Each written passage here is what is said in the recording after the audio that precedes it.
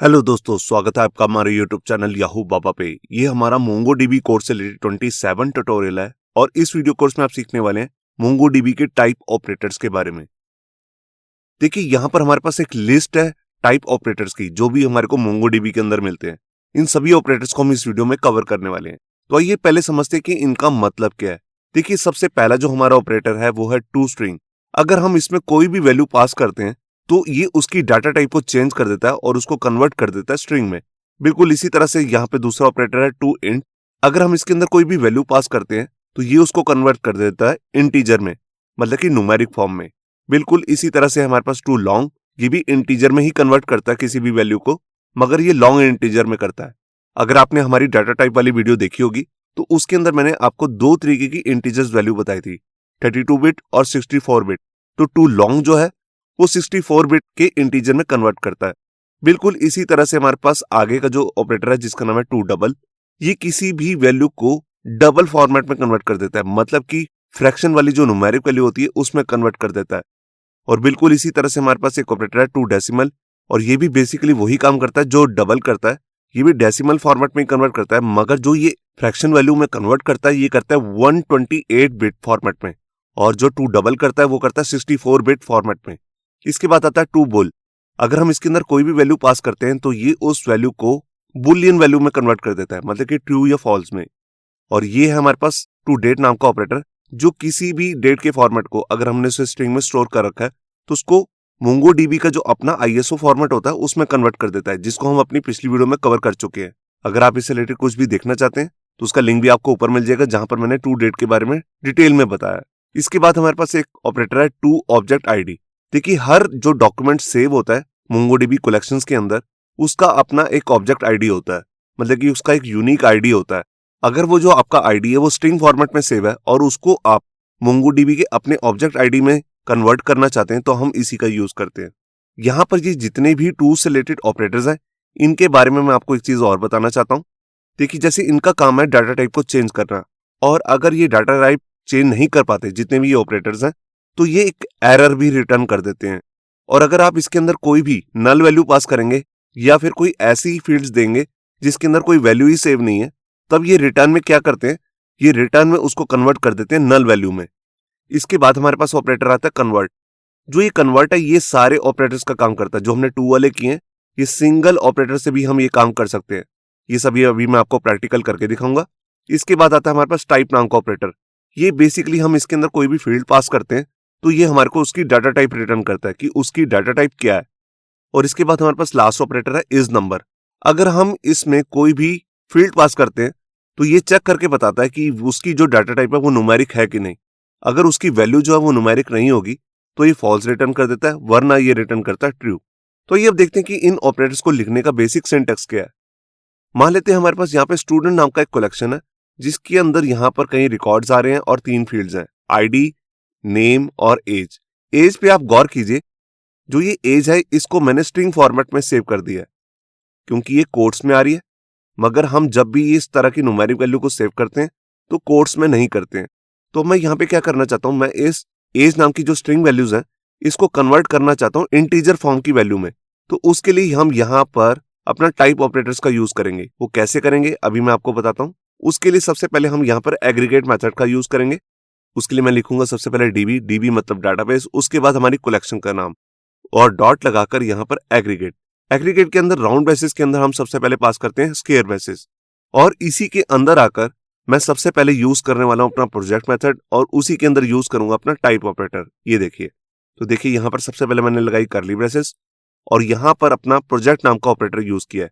Project का use हम तभी करते हैं जब भी हमने यहाँ पर सारे कॉलम्स ना दिखाने हो, कोई लिमिटेड नंबर ऑफ कॉलम्स दिखाने हो या फिर अपना कोई कस्टम कॉलम दिखाना हो। तो इसके अंदर आके देखिए मैंने अपना एक कस्टम कॉलम बना लिया इंट वैल्यू। आप इसका नाम कुछ भी रख सकते हैं। इसी के अंदर कर्ली ब्रेसेस के अंदर लगाकर मैंने यहाँ पर टाइप ऑपरेटर यूज किया जिसका नाम है टू इंट, जिसका काम होता है अगर हम इसके अंदर कोई भी फील्ड पास करते हैं तो ये उसको इंटीजर फॉर्म में चेंज कर देता है। तो देखिए हमारे यहाँ पर कॉलम का नाम था एज, तो उसके लिए मैंने यहाँ पर लिखा डॉलर एज। तो ये ऑपरेटर क्या करेगा, ये एज की वैल्यू को कन्वर्ट कर देगा इंटीजर फॉर्म में, मतलब कि यहाँ से कोट्स हटा देगा ताकि हम इसे आगे किसी अर्थमेटिक ऑपरेटर्स में यूज कर सकें या नॉर्मली हम इसे शो कर सकें। तो ये शुरू करते हैं प्रैक्टिकल और देखते हैं कि हम इन सारे ऑपरेटर्स का यूज कैसे कर सकते हैं। तो यहाँ पर देखिए मैंने विंडोज का सॉफ्टवेयर ओपन कर लिया जिसका नाम है कमांड प्रॉम्प्ट। अब यहाँ पर सबसे पहले मैं जो कमांड लिखने वाला हूं उसका नाम है मोंगोश। इस कमांड को लिखने से होगा क्या, हमारे मोंगोडीबी का सर्वर रन हो जाता है। इसके बाद मैं स्क्रीन को क्लियर कर लेता हूं प्रेस करके कंट्रोल एल। अब यहाँ पर हमने जितने भी डाटाबेसेस बना रखे हैं उनको एक बार मैं आपको शो करता हूं। तो इसकी कमांड है शो डीबीएस। ये देखिए अब इस वीडियो के अंदर हम जो डाटाबेस यूज करने वाले हैं उसका नाम है स्कूल। तो यहां पर मैं यूज कर लेता हूं यूज स्कूल। ये देखिए अब इसके अंदर मैंने जितने भी कलेक्शंस बना रखे हैं उनको भी एक बार मैं आपको शो कर देता हूं। तो देखिए यहां पर हमने कमांड लिखी है शो कलेक्शंस और हमारे पास यहां पर 2 कलेक्शंस आई हैं। इस वीडियो के अंदर जो मैं एक कलेक्शन यूज करने वाला हूं उसका नाम है स्टूडेंट्स। तो इसके अंदर जितना भी डाटा एक बार मैं आपको शो कर देता हूं। तो इसकी कमांड है db.students.find। और ये देखिए यहां पर बेसिकली हमारे पास 2 डाटा है और दोनों अलग अलग स्टूडेंट्स हैं, अक्षय कुमार और सलमान खान। उनकी एज आ रही है और जो एज है मैंने यहां पर स्ट्रिंग फॉर्मेट में सेव कर रखी है। इसके बाद यहां पर आ रहे हैं मार्क्स। तो यहां पर देखिए इंटीजर वैल्यू है और यहां पर फ्लोट वैल्यू है, मतलब कि यहां पर डबल वैल्यू है। इसके बाद यहां पर पास नाम की एक फील्ड है जिसके अंदर बुलियन वैल्यू आ रही है, ट्रू या फॉल्स। और यहां पर आप देख रहे हैं डेट ऑफ बर्थ भी आ रहा है आईएसओ फॉर्मेट में। तो ये पहले मैं आपको यहां पर ऑपरेटर कराने वाला हूं जिसका नाम है टू स्ट्रिंग, जिसके अंदर हम कोई भी फील्ड पास करते हैं तो ये उसको स्ट्रिंग फॉर्मेट में चेंज कर देता है। तो यहां पर आप पहले देख सकते हैं कि हमारे पास नेम और एज नाम की 2 ऐसी फील्ड्स हैं जो पहले से ही स्ट्रिंग फॉर्मेट में सेव है। अगर मैं इनको दोबारा से स्ट्रिंग फॉर्मेट में शो करूंगा तो भी ये ऐसे ही शो होंगी, मगर अगर मैं इसके अंदर मार्क्स या पास नाम की फील्ड पास करूंगा तो ये इन दोनों को स्ट्रिंग में पास कर देगा। तो देखिए मैंने यहां पर नोटपैड ओपन कर लिया ताकि आपको समझना आसान रहे। तो यहां पर मैं कमांड लिखता हूं db.students जो कि हमारी कलेक्शन का नाम है और उसके बाद मैं अपना एग्रीगेट मेथड को यूज करूंगा। ये देखिए मैंने एग्रीगेट के अंदर आकर यहां पर स्क्वायर ब्रेसेस लगा लिए हैं। अब यहां पर मैं क्या करने वाला हूं, सबसे पहले मैं यहां पर कर्ली ब्रेसेस लगाता हूं और इसके अंदर आकर मैं अपने प्रोजेक्ट नाम का ऑपरेटर को यूज करूंगा और यहां पर मैं अपनी कस्टम फील्ड ले लूंगा। आप इस कस्टम फील्ड का नाम अपनी तरफ से कुछ भी रख सकते हैं। तो यहां पर मैं एक फील्ड ले रहा हूं स्ट्रिंग वैल्यू। इसके अंदर आकर मैं कर्ली ब्रेसेस लगाऊंगा और यहां पर मैं अपना ऑपरेटर यूज करने वाला हूं, सबसे पहला ऑपरेटर जिसका नाम है टू स्ट्रिंग। तो उसके लिए मेरे को लिखना है $टू स्ट्रिंग। इसमें जो एस है आपको कैपिटल लेटर में लेना है और इसके अंदर हमें पास करनी होती है अपनी कलेक्शन की कोई भी एक फील्ड। तो देखिए हमारी एक पहली फील्ड है जिसका नाम है नेम। तो उसके लिए मैं यहां पर लिखता हूं $नेम। देखिए जो नेम है वो ऑलरेडी हमने यहां पर स्ट्रिंग फॉर्मेट में सेव की हुई है। मैं उसको दोबारा से अगर कन्वर्ट करूंगा तो कुछ भी चेंज नहीं होगा। तो देखिए मैं आपको शो करता हूं इसे। यहां पर मैं आया, आप देख रहे हैं कि जो नेम है हमारे पास यहाँ पे फील्ड है वो ऑलरेडी स्ट्रिंग फॉर्मेट में ही सेव है। मगर मैं यहां पर स्क्रीन को क्लियर करता हूं, राइट क्लिक करके पेस्ट करता हूं, एंटर। और ये देखिए यहां पर हमारे पास ये कस्टम कॉलम आ गया स्ट्रिंग वैल्यू और यहां पर यही वैल्यू हमारे को दोबारा से शो कर रहा है। अब इसके अंदर मैं मार्क्स नाम की हमारे पास जो फील्ड है उसको शो करता हूं। तो उसके लिए मैं यहां पर नेम की जगह लिख देता हूं मार्क्स। देखिए जो मार्क्स है उसको मैंने इंटीजर वैल्यू में सेव कर रखा है। अगर मैं इसको कन्वर्ट करूंगा टू स्ट्रिंग से तो ये स्ट्रिंग में कन्वर्ट हो जाएगी, जिसके बाद हम इस पे कोई भी अरिथमेटिक ऑपरेटर्स पे काम नहीं कर सकते। तो यहां पर मैं आया, स्क्रीन को क्लियर किया, राइट क्लिक करके पेस्ट और यहाँ पे एंटर। और ये देखिए यहां पर दोनों जो रिकॉर्ड्स है उसमें ये वैल्यू जो है कोट्स के अंदर आ रही है। यहां पर भी आप देख सकते हैं, इसका मतलब ये स्ट्रिंग में कन्वर्ट हो चुकी है। बिल्कुल इसी तरह से अगर मैं डेट ऑफ बर्थ को भी अगर चेंज करूं, जो हमारे पास एक फील्ड है DOB जिसमें ISO फॉर्मेट में डेट सेव है, इसको भी मैं स्ट्रिंग में कन्वर्ट कर सकता हूं। देखिए मैंने इसको कॉपी किया, कमांड को क्लियर करता हूं, राइट क्लिक एंटर। ये देखिए अब यहां पर ISO नाम का कोई भी फंक्शन शो नहीं हो रहा है, सिर्फ जो उसके अंदर की वैल्यू थी वो स्ट्रिंग फॉर्मेट में हमारे पास यहाँ पे आ चुकी है। तो ये था हमारा सबसे पहला ऑपरेटर जिसका नाम है टू स्ट्रिंग। अब इसके बाद जो हम ऑपरेटर करने वाले हैं उसका नाम है टू इंट। तो उसके लिए सबसे पहले मैं क्या करता हूं, यहां पर आपको सारा रिकॉर्ड दोबारा से दिखाता हूं। तो मैंने यहां पर कमांड लिख ली db.students.find और ये देखिए अब यहां पर एक फील्ड है जिसका नाम है एज और इसके अंदर न्यूमेरिक वैल्यू तो आ रही है मगर वो कोड्स के अंदर आ रही है। कोड्स के अंदर आने से वो बन जाती है स्ट्रिंग वैल्यू, जिसके ऊपर हम कोई भी अरिथमेटिक ऑपरेटर्स नहीं काम कर सकते, जैसे एडिशन, सब्ट्रैक्शन, मल्टीप्लिकेशन। तो इसको हमें कन्वर्ट करना पड़ता है इंटीजर फॉर्म में। तो उसके लिए मैं यहाँ पे क्या करूंगा, सबसे पहले मैं यहाँ पर अपने कस्टम कॉलम का नाम चेंज कर देता हूँ। यहाँ पर लिख देता हूँ इंट वैल्यू। इंट का मतलब होता है इंटीजर वैल्यू और यहाँ पर अपने ऑपरेटर का यूज करूंगा जिसका नाम है टू इंट। अब अगर मैं इसमें एज पास करता हूं तो ये इस फील्ड को इंटीजर फॉर्म में चेंज कर देगा। तो यहां पर मैंने कमांड को कॉपी कर लिया, यहां पर आया क्लियर, राइट क्लिक करके पेस्ट कर दिया और यहां पे एंटर। और ये देखिए अब यहां पर कोई भी कोट्स नहीं आ रहे हैं। आप देख रहे हैं दोनों वैल्यूज में यहां कोट्स नहीं आ रहे क्योंकि इसने इसे इंटीजर फॉर्म में चेंज कर दिया। यहां पर मैं एक बार स्क्रीन को और क्लियर करता हूं और यहां पर दोबारा से रिकॉर्ड दिखाता हूं। ये देखिए अब यहां पर आप मार्क्स देख रहे हैं, यहां पर बिना फ्लोटिंग वैल्यू के साथ वैल्यू आ रही है और ये सेकंड रिकॉर्ड है, यहां पर मार्क्स आ रहे हैं 33.58। अगर मैं इसको इंटीजर फॉर्म में चेंज करूंगा तो ये डॉट के बाद वाली जो वैल्यू है फ्रैक्शन वैल्यू, इसको नहीं दिखाएगा। तो देखिए मैं यहां पर यूज करता हूं मार्क्स, कॉपी किया, क्लियर करता हूं स्क्रीन को, एंटर। ये देखिए यहां पर आप देख रहे हैं 33 के बाद जो फ्रैक्शन वैल्यू आ रही थी 0.58 उसको इसने शो नहीं किया क्योंकि इंटीजर वैल्यू जो होती है बिना फ्रैक्शन की होती है। अगर आप फ्रैक्शन के साथ यूज करना चाहते हैं तो उसके लिए हमारे पास डाटा टाइप आती है डबल या फिर डेसिमल। यहां पर दोबारा से देखिए यहां पर एक फील्ड है जिसका नाम है पास और इसके अंदर बुलियन वैल्यू आ रही है। जो बुलियन वैल्यू होती है इसकी दो ही वैल्यूज होती हैं, ट्रू या फॉल्स, और वो भी बिना कोट्स के। अगर मैं इसको इंटीजर फॉर्म में चेंज करूंगा तो ये ट्रू की जगह कर देगा 1 और फॉल्स की जगह कर देगा 0।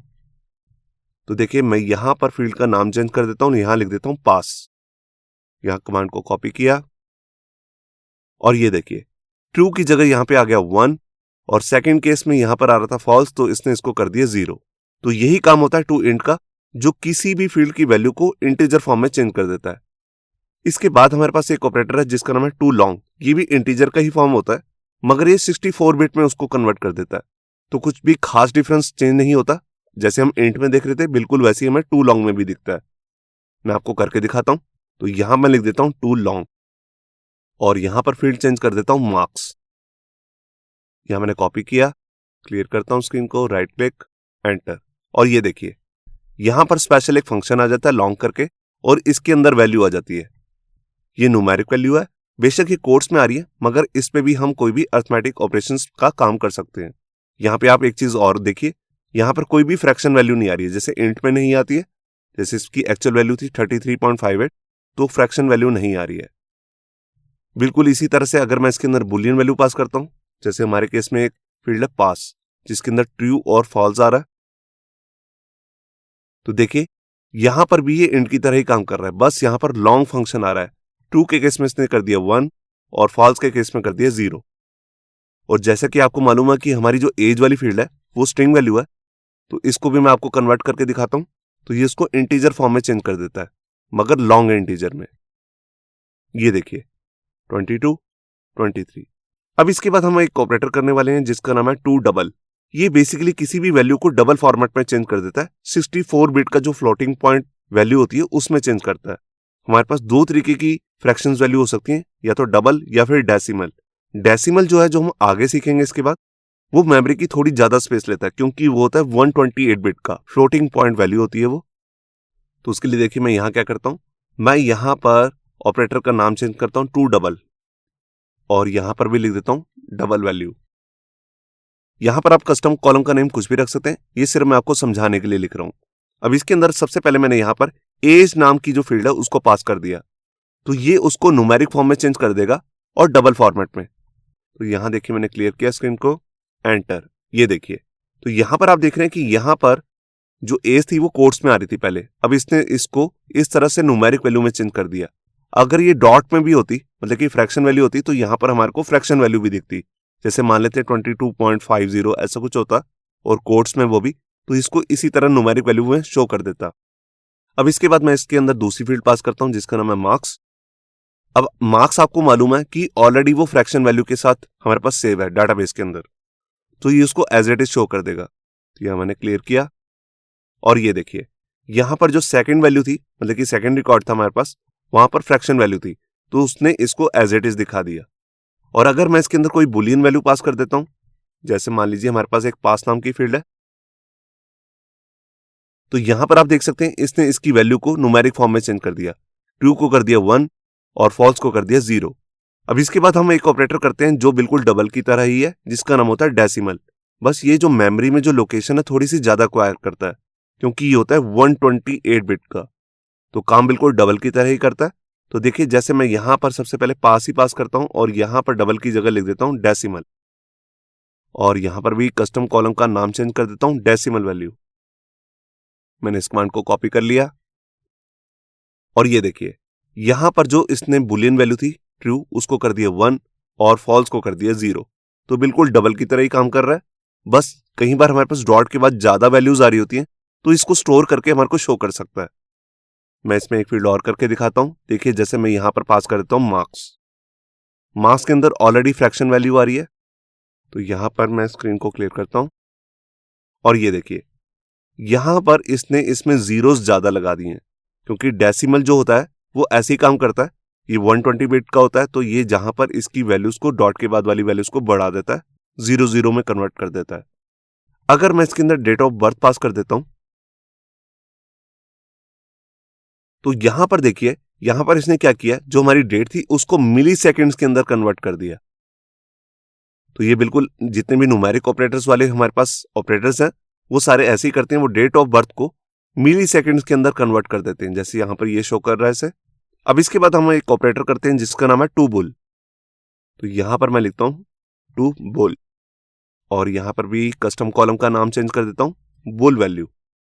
इस ऑपरेटर का बेसिकली काम क्या होता है, इसके अंदर हम जो भी फील्ड पास करते हैं ये उसकी बुल इन वैल्यू में कन्वर्ट कर देता है। तो देखिए जैसे मैं यहां पर पास कर देता हूं मार्क्स,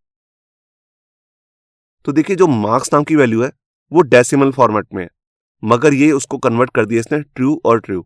ऐसा क्यों किया, क्योंकि उसके अंदर अगर कोई भी वैल्यू है 0 से ज्यादा, तो ये उसको ट्रू में कन्वर्ट कर देता है।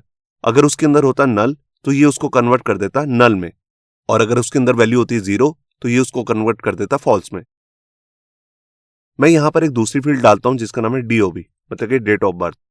तो देखते हैं बुल उसको क्या करता है। तो यहां पर मैंने इसे क्लियर किया, पेस्ट किया और ये देखिए अगर उसके अंदर कोई भी वैल्यू थी तो इसने उसको कन्वर्ट कर दिया ट्रू ट्रू में। अगर हमारे पास यहाँ पे कोई ऐसी वैल्यू होती न्यूमेरिक फील्ड के साथ 0 या 1, 1 के केस में इसको लिख देता है ट्रू और 0 के केस में इसको लिख देता है फॉल्स। इसके बाद हमारे पास एक ऑपरेटर है जिसका नाम है टू ऑब्जेक्ट। देखिए जैसे आपको मालूम है कि हमारे पास जितने भी रिकॉर्ड्स होते हैं डेटाबेस में, रिकॉर्ड को ऐड करते हैं न्यू रिकॉर्ड को, तो ये उसका एक ऑब्जेक्ट आईडी क्रिएट कर देता है। देखिए जैसे हमने यहाँ पर अंडरस्कोर आईडी में अपना एक आईडी पास किया हुआ 1 या 2, मगर यहाँ पर मोंगोडीबी अपने आप से भी एक ऑब्जेक्ट आईडी बनाकर, मतलब कि एक यूनिक आईडी उसको सेव करता है। लेकिन अगर आपने उसको डाटाबेस के अंदर ऑब्जेक्ट आईडी की फॉर्म में सेव नहीं कर रखा, उसको स्ट्रिंग की फॉर्मेट में सेव कर रखा है, और बाद में जाकर आप उसको ऑब्जेक्ट आईडी में चेंज करना चाहते हैं, तब यहां पर हम अपना ऑपरेटर यूज कर सकते हैं ऑब्जेक्ट आईडी। तो देखिए मैं यहां पर लिखता हूं ऑब्जेक्ट आईडी और यहां पर भी लिख देता हूं ऑब्जेक्ट आईडी। मेरे पास ऑलरेडी एक आईडी है स्ट्रिंग फॉर्मेट में, मैं उसको आपको शो करता हूं। ये देखिए मैंने यहां पर नोटपैड की फाइल में एक अलग से आईडी रखा हुआ है, मैं इसी को यहां से कॉपी कर लेता हूं। ये बिल्कुल वही फॉर्मेट है जैसे हमारा ऑब्जेक्ट आईडी बनता है। तो यहां पर मैंने ये पास कर दिया। अभी मेरे पास कोई ऐसी फील्ड तो नहीं है जिसके अंदर मेरे पास इस तरह से ऑब्जेक्ट आईडी स्ट्रिंग की फॉर्मेट में सेव हो, तो मैं यहां पर बिना फील्ड के ही सीधा से ही आईडी पास कर रहा हूं। मगर अभी ये स्ट्रिंग है, ये ऑब्जेक्ट क्या करेगा, ये इसको ऑब्जेक्ट आईडी में कन्वर्ट कर देगा। तो यहां मैंने इसे कॉपी किया, यहां क्लियर किया स्क्रीन को, एंटर, और ये देखिए यहां पर देखिए दोनों रिकॉर्ड्स में सेम आईडी यहां पर पास हो चुका है। मगर एक्चुअल केस में ऐसा नहीं होगा, हर रिकॉर्ड का अपना एक यूनिक आईडी होता है। तो हमारे पास अभी तो ऐसी कोई फील्ड थी नहीं जिसके अंदर ये स्ट्रिंग फॉर्मेट में सेव होता, तभी मैंने इसे डायरेक्टली ऐसा कोई भी आईडी इसके अंदर पास कर दिया और इस ऑब्जेक्ट ने क्या किया, उसको ऑब्जेक्ट आईडी में कन्वर्ट कर दिया। अब इसके बाद हम अपना एक ऑपरेटर करते हैं जिसका नाम है टू कन्वर्ट। तो मैं यहां पे क्या करता हूं, ये वैल्यूज तो भी हटा देता हूं, मैं इस पूरी कमांड को एज इट इज कॉपी कर लेता हूं। भी इसको मैं बाद में यूज करूंगा, इसको भी नीचे कर देता हूं और यहां पर मैं दोबारा से इसे पेस्ट कर लेता हूं। देखिए जो अब मैं ऑपरेटर करने वाला हूं जिसका नाम है टू कन्वर्ट, ये जितने भी हमने पहले से ही टू नाम लगाकर जितने भी ऑपरेटर यूज किए हैं, ये उनका काम अकेला ही कर सकता है। ये कैसे करता है मैं भी आपको दिखाता हूं। तो देखिए यहां पर मैं अपने कस्टम कॉलम का नेम चेंज कर देता हूं, यहां पर लिख देता हूं कन्वर्टेड वैल्यू। इसका नाम आप कुछ भी रख सकते हैं, ये मैंने जस्ट आपको समझाने के लिए रखा है। अब इसी के अंदर आकर मैं यहां पे अपना ऑपरेटर यूज करूंगा जिसका नाम है कन्वर्ट। तो यहां पर मैं लिख देता हूं कन्वर्ट, इसको मैं नेक्स्ट लाइन में कर लेता हूं। अब कन्वर्ट के अंदर हम ये कोट्स नहीं लगाते हैं, इसके अंदर आते हैं हमारे पास मल्टीपल वैल्यूज। तो इसके अंदर आकर भी मेरे को करली ब्रेसेस लगानी है और यहां पर मेरे को क्या करना है, यहां पर बेसिकली मेरे को दो फील्ड्स लेनी होती है, मतलब कि दो प्रॉपर्टीज। पहली प्रॉपर्टी का नाम है इनपुट, जिसके अंदर हम अपनी फील्ड का नाम पास करते हैं। तो देखिए जैसे मेरे पास एक फील्ड है जिसका नाम है मार्क्स, उसी को मैं यहां पर डाल देता हूं, या फिर मैं यहां पर कोई और फील्ड भी ले सकता हूं। तो अभी के लिए मैं यहां पर एज ले लेता हूं। बेसिकली एज के अंदर मैंने स्ट्रिंग फॉर्मेट में वैल्यू को सेव कर रखा है, एक न्यूमेरिक वैल्यू को, उसको मैं कन्वर्ट करना चाहता हूं इंटीजर फॉर्मेट में। तो इसके लिए हम बेसिकली टू इंट नाम का ऑपरेटर यूज करते हैं, मगर ये काम हम कन्वर्ट नाम के ऑपरेटर से भी कर सकते हैं। जो ये कन्वर्ट नाम का ऑपरेटर होता है, ये किसी भी वैल्यू को दूसरे फॉर्मेट में चेंज कर सकता है, जैसे इंट को स्ट्रिंग में, या फिर स्ट्रिंग को इंटीजर में, या फिर स्ट्रिंग की वैल्यू को फ्लोट में या बुलियन वैल्यू में। मतलब कि कोई भी वैल्यू को हम किसी फॉर्मेट में चेंज कर सकते हैं सिर्फ इस सिंगल ऑपरेटर की हेल्प से। तो इसके अंदर हमारे को पहले फील्ड का नाम बताना होता है, उसके बाद मुझे बताना होता है कि इसको किस दूसरे फॉर्मेट में चेंज करना है। तो यहां पर हमारे पास फील्ड आती है टू, और इसके अंदर मैं पास कर दूंगा कि किस दूसरे फॉर्मेट में मुझे चेंज करना चाहते हैं। तो यहां पर मेरे को डाटा टाइप का नाम बताना होता है। तो मैं एज को कन्वर्ट करना चाहता हूं इंटीजर फॉर्मेट में, तो यहां पर मैं लिखूंगा इंट। बिल्कुल इंट की जगह पे मैं कोई और फॉर्मेट भी रख सकता हूं, जैसे double, decimal, string, Boolean. Boolean के लिए लिखूंगा बुल, या फिर कोई और भी फॉर्मेट। तो देखिए इतना काम करने के बाद ये हमारा काम कंप्लीट हो चुका है। मैं इस कमांड को कॉपी करता हूं, मुझे सिर्फ यही कमांड कॉपी करनी है। क्लियर किया, और ये देखिए यहां पर जो हमारा एज का फॉर्मेट था वो आ रहा था कोट्स में, मगर इसने इसको विदाउट कोट हमारे को यहां पे शो कर दिया। तो यही काम होता है कन्वर्ट नाम के ऑपरेटर का। हम इसके अंदर कोई भी फील्ड पास करते हैं और इसको अपनी मनचाही डाटा टाइप के अंदर चेंज कर सकते हैं। अब इसके बाद मैं आपको एक ऑपरेटर कराता हूं जिसका नाम है टाइप। तो ये पहली वाली कमांड को मैं रिमूव कर देता हूं और अपना एक नया ऑपरेटर यूज करता हूं जिसका नाम है टाइप। तो यहां पर मुझे लिखना है टाइप, और यहां पर मैं कुछ भी कस्टम कॉलम का नेम चेंज कर देता हूं, जैसे यहां लिख देता हूं फील्ड टाइप। बेसिकली जो ये हमारा ऑपरेटर होता है टाइप नाम का, ये क्या काम करता है, हम इसके अंदर अगर कोई भी फील्ड पास करते हैं तो ये हमारे को उसकी डाटा टाइप रिटर्न कर देता है। तो देखिए जैसे मैंने यहां पर पास किया एज, मैं यहां पर आया, स्क्रीन को क्लियर किया, राइट क्लिक, एंटर। ये देखिए जो एज है उसको हमने कोट्स में सेव कर रखा है, तभी इसने उसकी रिटर्न टाइप कर दी यहां पर स्ट्रिंग, कि उसकी डाटा टाइप है स्ट्रिंग। अगर मैं इसके अंदर मार्क्स नाम की फील्ड देखता हूं और उसको कॉपी करके चेक करता हूं, तो देखिए यहां पर आ गया इंट और दूसरे रिकॉर्ड में आ गया डबल, क्योंकि हमारे पास जो दूसरा रिकॉर्ड है उसके अंदर मार्क्स की वैल्यू आ रही है 33.58, तो जो कि वो है डबल वैल्यू, मतलब कि फ्रैक्शन वैल्यू, तभी इसने यहां पर रिटर्न किया डबल और यहां पे इंट। अगर मैं इसमें कॉलम का नाम पास करता हूं डीओबी, जिसके अंदर हमने आईएसओ फॉर्मेट में डेट सेव कर रखी है, तो देखते हैं उसकी डाटा टाइप क्या बताता है। और ये देखिए यहां पर आ गया डेट, मतलब कि वो डेट फॉर्मेट में सेव है। तो यही काम होता है टाइप नाम के ऑपरेटर का। हम इसके अंदर जो भी फील्ड पास करते हैं ये उसकी डाटा टाइप रिटर्न कर देता है। इसके बाद आता है हमारे पास लास्ट ऑपरेटर जिसका नाम है इज नंबर। तो यहां पर मैं लिखता हूं इज नंबर।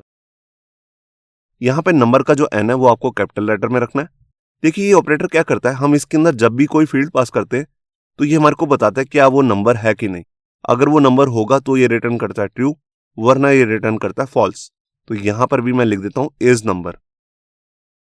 ये कस्टम कॉलम का नेम है, यहां पर आप कुछ भी लिख सकते हैं, ये जस्ट मैंने आपको समझाने के लिए लिखा है। तो यहां पर मैंने इसे कॉपी किया, यहां पेस्ट किया। देखिए अभी मैंने इसके अंदर पास किया डीओबी, तो इसने यहां पे रिटर्न कर दिया फॉल्स, क्योंकि डीओबी जो है वो डेट फॉर्मेट है, तो इसने ये नंबर नहीं है, तभी इसने यहां पे फॉल्स किया है। और अगर मैं इसके अंदर पास कर देता हूं मार्क्स, तो देखिए इसने रिटर्न कर दिया ट्रू, क्योंकि वो एक न्यूमेरिक वैल्यू के साथ है। और जैसा कि हमारे पास एक फील्ड और है जिसका नाम है पास, जिसके अंदर बुलियन वैल्यू सेव है, तो हम उसको भी चेक करते हैं क्या ये उस केस में रिटर्न करता है फॉल्स। तो देखिए मैं यहां आया, स्क्रीन को क्लियर किया, एंटर, और ये देखिए यहां पर इसने इसको रिटर्न कर दिया फॉल्स, क्योंकि पास नाम की जो फील्ड है वो बुलियन वैल्यू है ना कि नंबर, तभी इसने रिटर्न किया फॉल्स। तो ये थे हमारे सारे टाइप ऑपरेटर्स जो बेसिकली किसी ना किसी दूसरी टाइप में चेंज करते हैं, या हमारे को ये बताते हैं कि उसकी टाइप क्या उसकी फील्ड की वैल्यू नंबर है कि नहीं। इससे नेक्स्ट वीडियो में भी हम और भी ऑपरेटर्स करने वाले हैं, तो उस वीडियो को भी देखना मत भूलिए। होप सो आपको ये हमारा वीडियो ट्यूटोरियल अच्छा लगा होगा। अगर अच्छा लगा है तो वीडियो को प्लीज़ लाइक करना मत भूलिए। अगर आप ऐसे ही रेगुलर अपडेट चाहते हैं तो हमारे चैनल याहू बाबा को सब्सक्राइब करना मत भूलिए। Thank you.